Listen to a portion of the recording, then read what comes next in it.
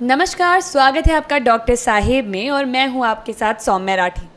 आज डॉक्टर साहिब की इस खास वीडियो में हम बात करने वाले हैं नॉर्मल डिलीवरी और ऑपरेशन से डिलीवरी जो होती है उनमें अंतर क्या होता है। और इस मुद्दे पर आज सवाल जवाब करने के लिए हमारे साथ बैठी हैं भारत की सबसे ज़्यादा विश्वसनीय गायनोकोलॉजिस्ट में से एक डॉक्टर शांति रॉय, जो अपने काम के लिए पद्मश्री से भी सम्मानित हैं और साथ ही साथ उन्हें मदर ऑफ मदर्स के नाम से भी जाना जाता है। सबसे पहले मैम, स्वागत है आपका हमारे शो पर।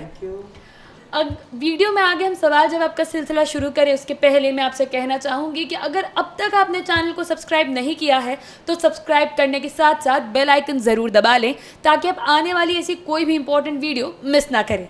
मैम, अब सबसे पहला सवाल यही रहेगा कि नॉर्मल डिलीवरी और सी सेक्शन यानी कि ऑपरेशन के माध्यम से जो डिलीवरीज की जाती है उनमें क्या डिफरेंस होता है, क्या फ़र्क है दोनों में? दोनों में बहुत फ़र्क है। नॉर्मल डिलीवरी मतलब नेचुरल रास्ते से बच्चा होना, और सिजेरियन मतलब डॉक्टर बच्चे को निकालता है। उसमें माँ निकालती है, इसमें डॉक्टर निकालता है। तो सी सेक्शन का मतलब हुआ कि पेट चीर करके और यूट्रस में कट करके और तब बच्चे को बाहर निकाल दिया जाए।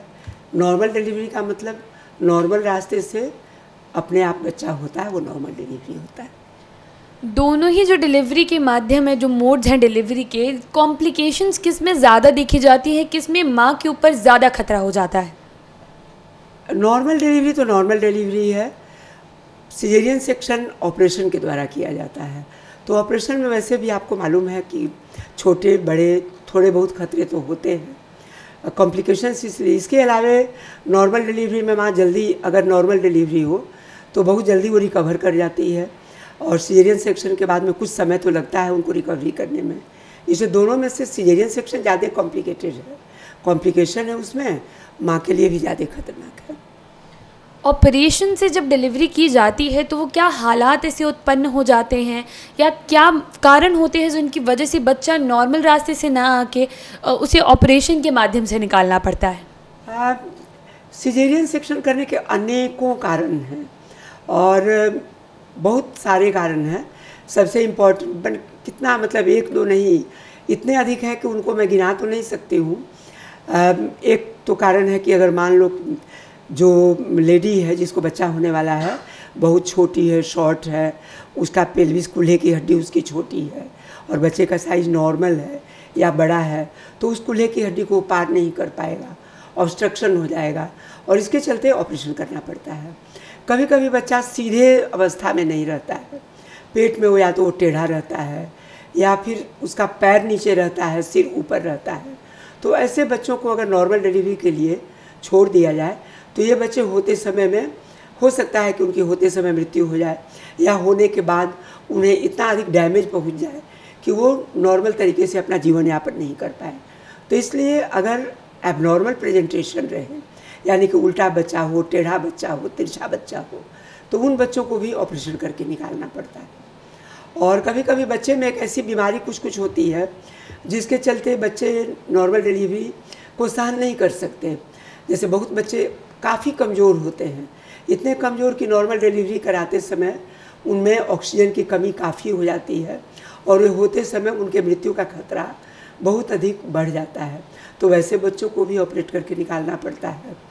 बहुत बार नॉर्मल डिलीवरी के लिए ट्राई किया जा रहा है, सब चीज़ ठीक रहा और अंत में जाकर के बच्चा फंस जाता है, आगे बढ़ता ही नहीं है।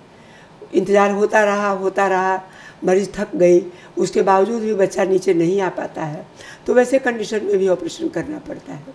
बहुत बार नहीं भी थका लेकिन बच्चे का हार्ट साउंड गड़बड़ होने लगा, बच्चे को डिस्ट्रेस होने लगा, तो बच्चे को बचाने के लिए ऑपरेशन करना पड़ता है। कभी कभी ये भी होता है कि बच्चा पेट में है और अचानक ब्लड प्रेशर इतना अधिक बढ़ गया और नीचे से होने की कोई तुरंत संभावना दिख नहीं रही है, तो फिर उसको भी ऑपरेट करने की ज़रूरत पड़ जाती है। कभी कभी ब्लीडिंग के चलते करना पड़ता है। प्लेसेंटा प्रीविया अगर हो या एब्रप्शियो प्लेसेंटी हो, जिसमें माँ को पेट में बच्चा के साथ साथ ब्लीडिंग होने लगती है, काफ़ी ब्लीडिंग हो जाती है, तो वैसे बच्चे को भी पेट चीर के निकालना पड़ता है। तो इस तरह से अभी तो हमने बहुत कम बताया, बहुत सारी बातें हैं जिनमें कि ऑपरेशन करना ज़रूरी हो जाता है और ऑपरेशन से बच्चे को निकालना पड़ता है। पोस्ट डिलीवरी कॉम्प्लिकेशंस जो होती हैं, जो बच्चा पैदा होने के बाद एक महिला का शरीर अपने आप को बहुत सारे चेंजेस उसमें आते हैं, तो उसमें सी सेक्शन में से जो डिलीवरी होती है उसमें और क्या कॉम्प्लिकेशंस आ सकती है? सी सेक्शन में अब यह है कि घाव पक सकता है शुरू में, या ऑपरेशन के समय एनेस्थीसिया का कुछ कॉम्प्लिकेशन कभी, हालांकि बहुत कम होता है, कई हज़ार में किसी एक को होता है, लेकिन होने का डर उसमें ज़्यादा रहता है, नॉर्मल डिलीवरी में नहीं रहता है। फिर सी सेक्शन के बाद में चूँकि पेट कट किया जाता है तो उसे रिकवर करने में घाव में दर्द थोड़ा रहता है, और दर्द के चलते महिला उठ करके अपना काम उतना फ्रीली नहीं कर पाती है जितना कि नॉर्मल डिलीवरी के बाद कर लेती है। और करीब 2 सप्ताह लग जाते हैं पूरी तरह से अपने को रिकवर करके अपना सब काम करने में, जबकि नॉर्मल डिलीवरी के में 2-3 रोज़ के अंदर में ही महिला अपना सब काम करने लायक हो जाती है। कई बार ये भी देखा जाता है कि बच्चा पैदा होने के बाद जो स्टिचेस एक महिला के शरीर में लगाए जाते हैं वो स्टिचेस अक्सर खुल जाते हैं, तो ये स्टिचेस खुलने का डर क्यों होता है और ऐसी क्या परिस्थितियाँ होती है, और ये स्टिचेस अगर खुल जाते हैं तो वो महिला के शरीर को और किस तरीके से प्रभावित करेंगे? देखिए, जो स्टिचेस खुलने वाली बात है ना, 2 समय स्टिचेस खुलते हैं। एक तो है कि जब हुआ ऑपरेशन उसके 4-5 रोज़ के बाद में घाव पकने लगता है और वहाँ पर लाल हो जाएगा पहले, उसके बाद पस वहाँ बनेगा, और पस बनने के बाद में हो सकता है कि वो घाव फट जाए। फटने तो खुल जाता है अगर, तो सबसे पहले तो उस पस को एंटीबायोटिक दे करके ठीक करना ज़रूरी है, और घाव जब एकदम हेल्दी हो जाता है, लाल दिखने लगता है, तब उसमें दोबारा से टाँका लगाया जाता है। ये अधिकांशतः मोटी महिलाओं में होता है। जो महिलाएं ओबीज होती हैं, जिनके पेट पे चर्बी ज़्यादा होती है, उनमें ये कॉम्प्लिकेशन ज़्यादा होता है। डायबिटिक महिलाओं को भी ज़्यादा होता है, और उन महिलाओं को भी ज़्यादा होता है जो काफ़ी देर बाहर में इंतज़ार कर चुकी होती हैं नॉर्मल डिलीवरी का, और बहुत देर करके तब हॉस्पिटल पहुंचती हैं और तब उनका ऑपरेशन किया जाता है। तो उतने देर तक बाहर इलाज में उनको इन्फेक्टेड होने का डर रहता है, और उस इन्फेक्शन के कारण उनके टाँके खुलने के डर रहते हैं। इसके अलावा हर्निया होता है, उसमें भी टाँके खुलते हैं, लेकिन वे टाँके ऊपर से बाहर से नहीं दिखाई पड़ते हैं खुलते हुए, वो अंदर के टाँके खुलते हैं, शीथ के, पेरिटोनियम के, और महिला ये बताएगी कि उसको खांसने के समय पेट बाहर निकल आता है या एक स्वेलिंग सा महसूस करती है। तो ये हर्निया भी मोटे लोगों में ज़्यादा होता है, डायबिटिक लोगों में ज़्यादा होता है, और उन लोगों में ज़्यादा होता है जिन्हें खांसी वांसी बेसी होती हो, कॉन्स्टिपेशन, किसी भी कारण से जोर बेसी लगाना पड़ता हो पेट पर, उनको हर्निया होने का डर ज़्यादा होता है, तो उसे भी फिर ऑपरेट करना पड़ता है। बहुत से केसेस ऐसे होते हैं जब नई बनने वाली जो माँ होती हैं, जो महिलाएं जन्म देने वाली होती हैं, वो अक्सर नॉर्मल डिलीवरी वाले में होने वाले दर्द से परेशान होकर ऑपरेशन का रास्ता चुन लेती हैं, तो उनका ये जो फैसला है वो कितना सही है? आपका ये कहना पूछना बहुत वाजिब है। आजकल एकदम काफ़ी लोग मतलब थोड़ा भी रिस्क लेने को तैयार नहीं होते हैं, और अगर कुछ भी उल्टा सीधा हो तो तुरंत डॉक्टर के पीछे पड़ जाएंगे। और बहुत महिलाएं शौक से भी मैं चाहते हैं कि हमको दर्द नहीं सहना पड़े। उनकी माँ भी सिफारिश करती है कि मेरी बेटी से दर्द नहीं सहा जाएगा, उसको ऑपरेट कर दीजिए। उसके घर वाले भी कहते हैं कि नहीं, ऑपरेट ही कर दीजिए। तो ये उन लोगों को जान लेना चाहिए। ऐसे उन लोगों के कहने पर ऑपरेशन हो जाता है, लेकिन ये जानकारी उन लोगों तक पहुँचना ज़रूरी है कि हर ऑपरेशन में थोड़ा खतरा रहता है, और एक ऑपरेशन जब हो जाता है तो दोबारा सेकंड डिलीवरी के समय ऑपरेशन होने का चांस बहुत अधिक बढ़ जाता है। और जैसे जैसे ऑपरेशंस माने सिजेरियंस का नंबर बढ़ते जाता है, वैसे वैसे उनके पेट में और कॉम्प्लिकेशंस के भी डर बढ़ते जाते हैं।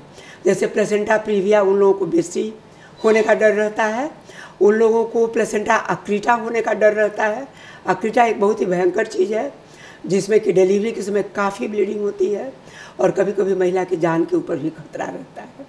तो ये सब सिजेरियन सेक्शन और बार बार सिजेरियन सेक्शन होने से होने का डर बहुत ज़्यादा रहता है, इसलिए उनका ये फैसला बहुत उचित तो नहीं है।